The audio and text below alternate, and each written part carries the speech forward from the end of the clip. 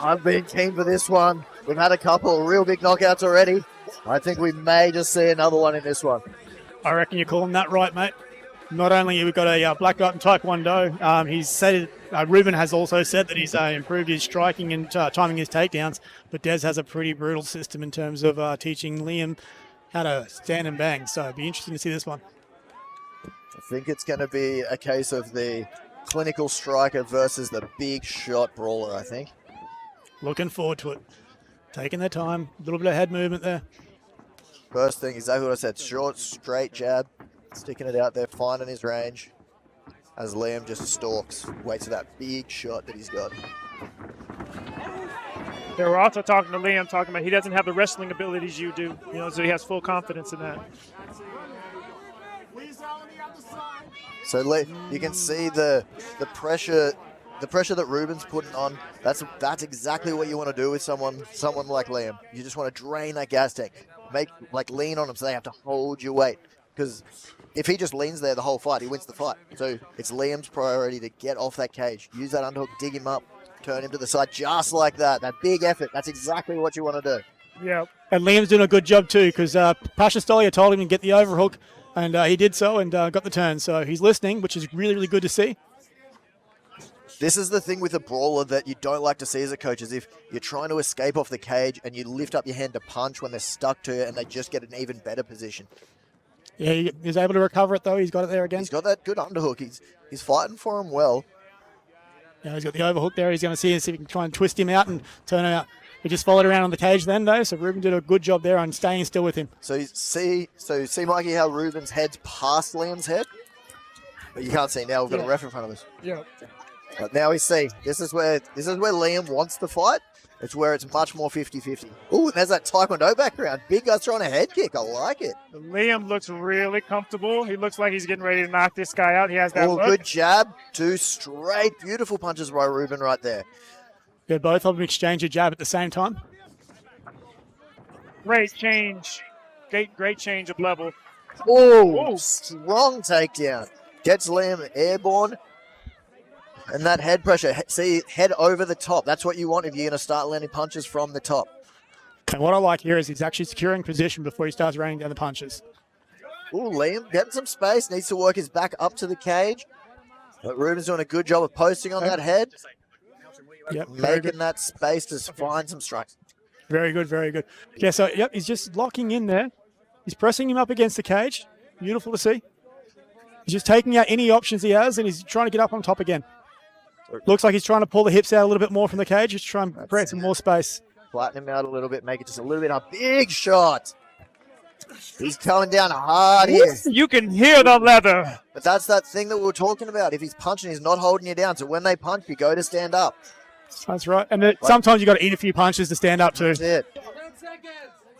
They're pressed right against us, and Liam, this is all work for him. He just has to get back to those feet. And he's found him. But Ruben's back on that takedown. Good balance. Nice little sneaky knee in the breadbasket there. Yeah, not bad, not bad. Good fight IQ there.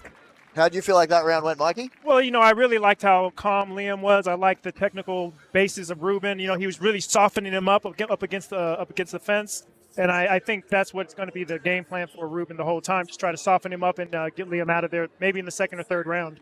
It goes to show with both of these really good fight camps, they look very different, but they're both obviously in really good condition. And as a bigger guy, it's way harder to stay fit when you've got more weight on you and you've got bodies holding you down. And they're both showing really, really good signs in that department. Yeah, any size you have on you is only really good for the first round. Yeah. And then when you go to the ground, you're both six inches tall. Yeah. So. I'm not sure just being a big guy about having the weight issue, mate. Yeah, but what I like here, though, is that both of these fighters are listening to their corners. Yeah. Like anytime the corners are saying something, the fighters are linking in straight away. Great to see. See what adjustments they've made in the first round to see how they come out for the second. That's a good tip for fighters at home. It's good to have a plan until you get hit, but you also have to listen to your corner once the fight keeps going. For sure, especially if you have that knowledge in your corner, whether it's Pasha from Southside or Hang from Inigo. Oh, big shots early. Oh, but he covers that space. He felt that power and doesn't want any of it. He's going to work straight to the mat. That crossface is working well. He's punching there, but it's not going to help. He needs to get in front of his face to defend the takedown. Liam showing some urgency, being that he probably lost that first round. Yep. And it's always good to see that because it shows that competitive spirit. If they come out and just try to survive, that's not what you want to see. You want to see them get after it if they know they're down from the first round. Yep, and it's good that he's trying to keep his head on the center line. He drops it off a couple of times here and there, but he certainly knows what he's going for. He's going for that leg. Beautiful ice execution. Nice little turn the corner. And this is what I tell people when I'm coaching them is if someone's on top of you, you don't hold them down because you're trying to get them off of you. So if you hold them down, the only reason is to stop them punching you. But in MMA, if that's all you're doing, you're losing every second that you're holding them down. So Liam's doing the right thing, trying to work up to his feet. Ruben's obviously got really good grabs. He just keeps dragging that back flat to the mat. You see Liam wriggling to try to get his back up again. And he's also setting up the crucifix, getting his knee across the right arm, across the bicep, just to lock it down, to give himself free space with the left hand. So this is the hardest battle to win and come back from, is this battle of getting up off the ground repeatedly. That's why anybody that's done a lot of MMA training, that shark bait drilling, that's just over and over. You get up, get up, get up. And this is where it comes in handy. Well, I think you can tell Liam's been in this position probably every training. Yeah. So, yeah, he's doing well. He just needs to get back to his feet, and he needs to implement that game plan of standing up. He's adding his strikes really well because when he needs to, like now he'll snap him back to the mat and then he'll strike and then only give him enough room when he knows he can get him back down again. Yeah, you can see this. He's pulling that underhook in, and he's got grasp of the leg. He's going for both hands, gripped underneath the bum. He's going to pull his hips out. And see that forehead pressure moving forward? That's what keeps you stuck to the fence and not move up and down. So if your head's stuck to him, you can free your arms up to throw shots, whether up or down. I mean, he's literally stuck like there's glue there. And it is exhausting. So every time he takes a breath, it's a chance for Ruben to throw some more punches in. You'll see him as the rounds goes on. Liam's defense will get less if he's stuck here, and Ruben's offense will start increasing. And just those rules that you said earlier, sometimes it's hard when they're holding you. Yep. You want to get up, and when you're getting up, they're punching you. It's hard to decipher what you want to do. So Liam needs to explode here, but there we go. That's exactly what he needed to do. But can he turn? He needs to get his hips to face Ruben. There we go. Got the under. Beautiful. There we go. Great. That's that little war of attrition, the fight inside the fight. Really good to see Liam get up there. Now we only have 20 seconds left in the round. Whoa. You can see Liam's power then just hit Ruben, and he's come in there to try and lock in. Wonder if he's going to try and wait the breakout, or he's going to try for one last takedown. All right, that's the end of the second round. So I think we'd probably be unanimous that Ruben's probably taken those first 2 rounds with his grappling. Is that fair enough to say, fellas? I would say so. But in saying that, though, I think Ruben's respecting the power that Liam has. I'll Yes. 100% Yes. that. Well, going into the fight, they were like, stay away from that. You know what I mean? And that's the first thing he did, is take him to the ground, and he's just been implementing that both rounds. He's got really pretty kicks, like really technical kicks, Ruben. But you can see when they're in that pocket where they're both throwing, he's much more hesitant than Liam is. Yeah. So you see that Liam goes, this is how I'm going to win the fight. And you see Ruben's going, this is the one way I might not win. So that's when the grappling comes in. He goes, oh, well, this is my world now. And that's exactly what we've seen for the first 2 rounds, right? Certainly so. And I'm also thinking if Liam thinks of changing levels, he'll keep him down, and that'll keep the takedown from happening. He's too straight up. Des has got a system, mate. I'm not sure if you've ever trained at Southside MMA, but they've got a number system. I'll be surprised if there's not something that comes out. Nice little uppercut or a sneaky knee. Well, I might want to redact that statement. I'm really impressed with the heavyweight cardio we've seen with these two fellas, though, because it's much easier to hold a 62-kilo frame for 3 rounds. These boys are large humans. That just shook the whole cage. That's what, 200 kilos plus jamming up against the side there. Yeah, we're testing the welding on the cage there. 200 kilos and momentum. So they're fighting. So Liam needs that right underhook bad, and what Ruben's doing is stepping around that side to the single leg, and it takes the option for that underhook away. Oh, okay, yep. I see that. But what that does open up is he can step out towards us. So step out to his right hand. But right now he's leaning on him. Now it's all work. Post on his face, get an underhook, get your hips away. And this is frustration, throwing those punches with your back against the He should have fence. just got out at that time, yep. And he's like, I've got to win this fight. And that's really good fighting spirit. It's what you want to see in your fighter, but you need to do it when the moment's right. Yeah, so that's just an experience base he needs for the future. Yeah. Well, it's when you've been jammed against the fence or against the mat for 2.5 rounds, you want to start throwing punches. Yep. And if the smallest opening, that's what he's doing, which is him trying to win the fight. But it's just frustration leading this far in.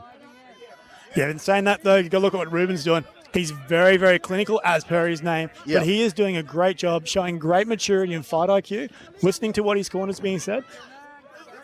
Right now, Liam's been here before. He's fought the 3 rounds as a heavyweight, which is always a great thing to see. He separated them out. Them up, not enough action. Good to see Thomas Churchill in the middle doing a great job. This is really good for Liam. He needs to get on top of it. He needs to throw hands now if he wants to win this fight because he looks done and Ruebin can see it. That was...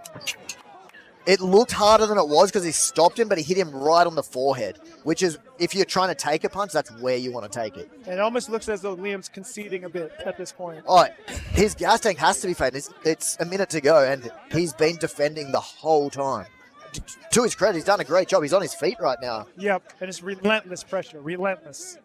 I wouldn't say it's conceding defeat, but it's just that whole knowing that there's not much time left and he's got to pull out something special. And this is where desperation can come in, which can show some great things. Like he has a massive right hand. Ooh. Almost pulled a submission from here would surprise me very, very much. I think that would surprise and shock the whole crowd. But anything can happen in these type of fights. That's what they call fights. Anything can happen. Right now, so we've got 30 seconds left. Thomas and Reverend Churchill coming in to see if he has to split it up, but he's doing enough work just to keep them together. So this is, when you're in front with control, there's no reason to stop, right? Because your aim when you're in a fight is to win the fight. It's not to please the crowd.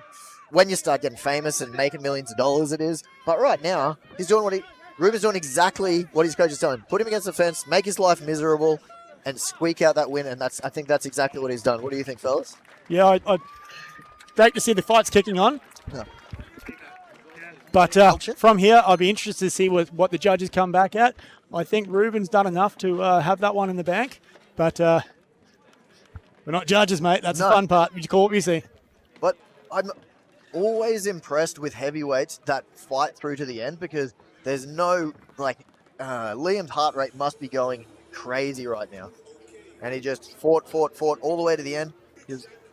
Ruben's technique was a little bit much for him today, I think, but with Pasha in his corner, next time he comes out, he'll be a million times better for it, and I'm excited to see Liam move on to his next fight and see where Ruebin goes from here. Yeah, mate, you learn a lot from your losses. Obviously, wins are much more fun, but you certainly learn a lot from your losses. So great to see he's got 6 whole rounds under his belt now. All right, fight number 8 for the red corner, 30-27 for Ruebin, the Clinical Clark.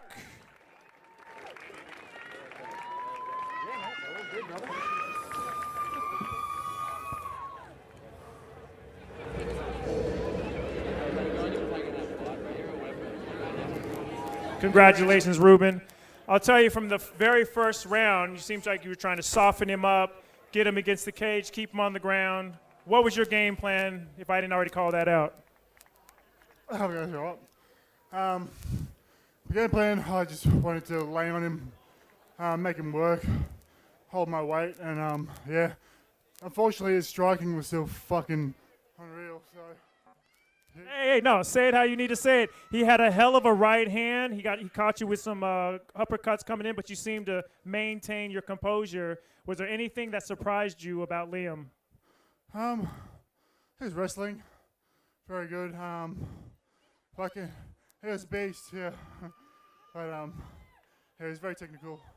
And coming from an excellent coach, Adrian Payne, integrated, you have a history of just great fighters. What's next for you coming up in your fighting game?